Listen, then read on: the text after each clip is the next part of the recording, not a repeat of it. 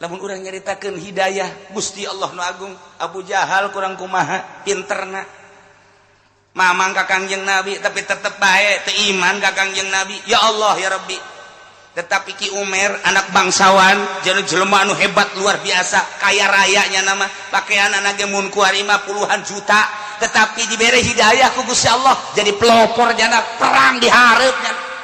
Hidayah. Hehehe, atuh hidayah mah hese.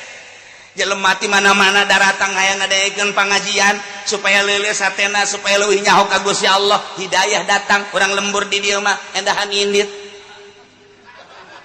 Ulah seris ya, segeun serikeun bloon sia. Aing kasinggung. Eta teh urusan Allah, nu mantap kiai ulah sok mamarahan. Dititahna ge nyampai-nyampaikeun bae ulah sok marah, duh tak budak kunaon teu nurut ka aing. Je, titah nurut ge lain